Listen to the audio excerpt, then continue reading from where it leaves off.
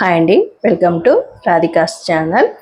ఈరోజు నేను మునగాకు కారప్పొడి చేశానన్నమాట. చాలా బాగుంటుంది, చాలా బెనిఫిట్స్ ఉన్నాయండి మునగాకు కారప్పొడిలో తినడం వల్ల.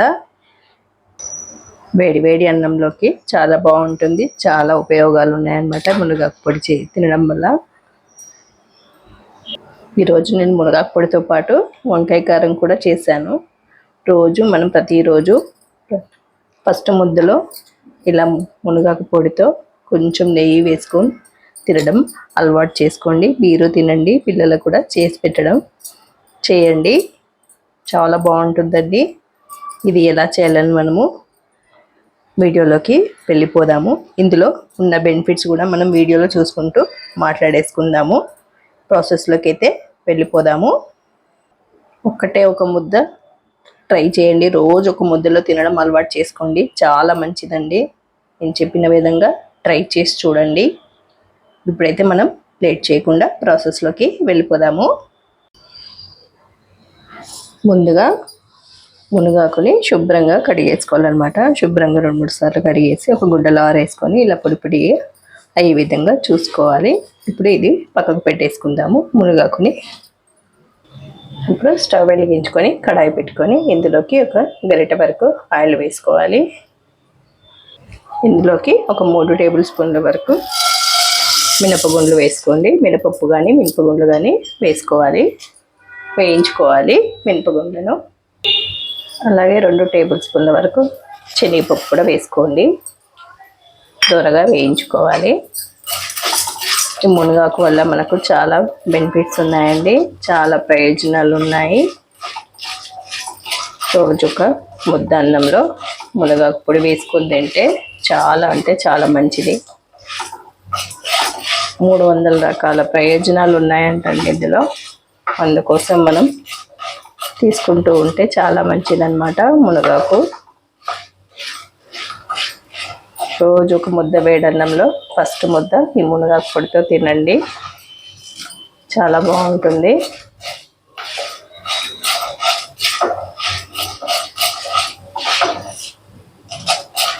ఇలా కొద్దిగా వేయించుకోవాలన్నమాట. ఇప్పుడు మొత్తం వేగిపోయాయి, తీసేసుకుందాము ఒక ప్లేట్లోకి. ఇలా ఒక ప్లేట్లోకి పక్కకు పెట్టేసుకోండి. ఇందులోకి ఒక 30 గ్రాముల వరకు ఎండుమిరపకాయలు కూడా వేసుకోవాలి, వీటిని కూడా వేయించుకోవాలి.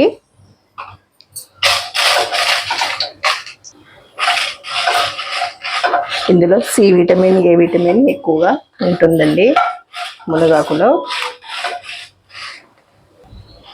ఐరన్, ఫైబర్ ఇవన్నీ కూడా ఎక్కువగా ఉంటాయి వీటిలో. మునగాకును ఔషధాలలో కూడా ఉపయోగిస్తారనమాట. చాలా మంచిదండి మునగాకు తినడం వల్ల. అందుకోసం అప్పుడప్పుడు తింటూ ఉండాలన్నమాట. ఇలా చేసుకొని తింటూ ఉంటే ఒంటికి చాలా మంచిది. ఇప్పుడు ఎండుమిరపకాయలు మొత్తం వేగిపోయాయి, ఇవి కూడా తీసేసుకుందాము. ఇవి కూడా పక్కకు పెట్టేసుకుందాము. ఇందులోకి ఒక 2 టేబుల్ స్పూన్ల వరకు ధనియాలు కూడా వేసుకోవాలి. ఇందులోనే జీలకర్ర కూడా వేసుకొని వేయించుకోవాలి. 1 టేబుల్ స్పూన్ వేసుకోండి.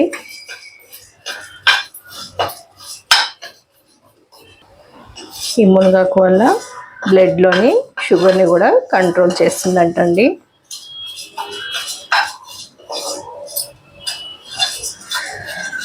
ఇవి కూడా వేగిపోయాయి, ఇవి కూడా తీసేసి పక్కన పెట్టుకుందాము. ఇప్పుడు ఇదే కడాయిలో కొంచెం ఆయిల్ వేసుకోవాలి. ఆయిల్ వేసేసుకొని ఇందులోనే మనం మునగాకును కూడా వేయించుకోవాలి. పొడిగా అయ్యేంత వరకు వేయించుకోవాలి. మునగాకు కొంచెం టైం పడుతుంది వేగడానికి.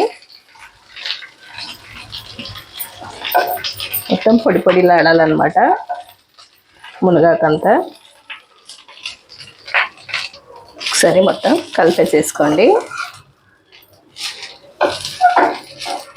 వేగిన తర్వాత కొద్దిగా అవుతుంది, చూసి చాలా అనిపిస్తుంది కదా. వేయించడం వల్ల కొంచెం దగ్గరగా అయిపోయి చాలా కొంచెం అయిపోతుంది.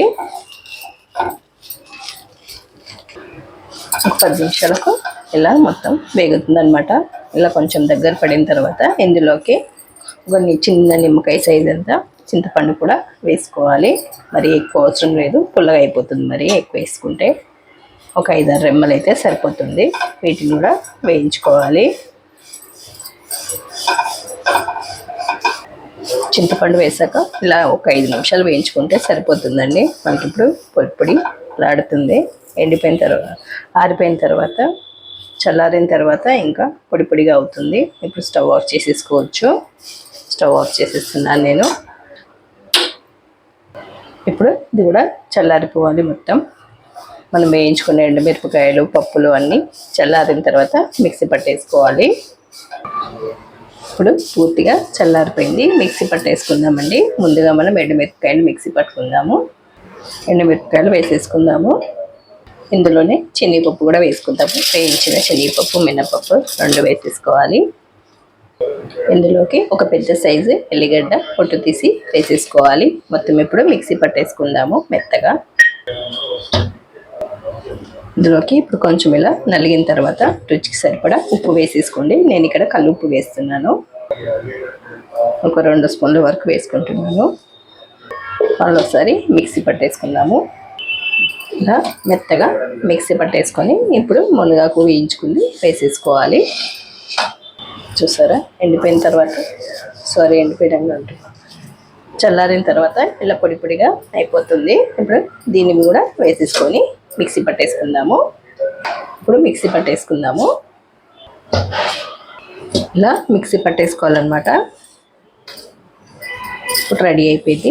మీకు ఇక్కడ ఉప్పు కూడా చెక్ చేసుకోవచ్చు. ఉప్పు తక్కువైతే వేసుకోవచ్చు. నాకైతే సరిపోయిందండి.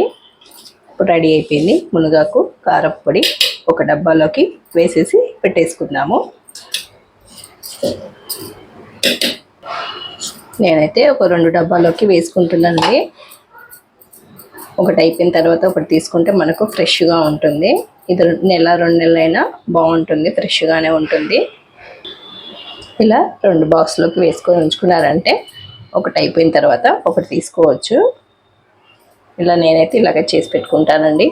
నచ్చిందా? నచ్చినట్లయితే లైక్ చేయండి, షేర్ చేయండి, కామెంట్ పెట్టండి. మరిన్ని వీడియోస్ కోసం సబ్స్క్రైబ్ చేసుకోండి. పక్కన ఉన్న బెల్ ఐకాన్ని క్లిక్ చేయండి. Thank you for watching. Bye bye. మరో వీడియోతో మీ ముందుంటాను. Thank you for watching.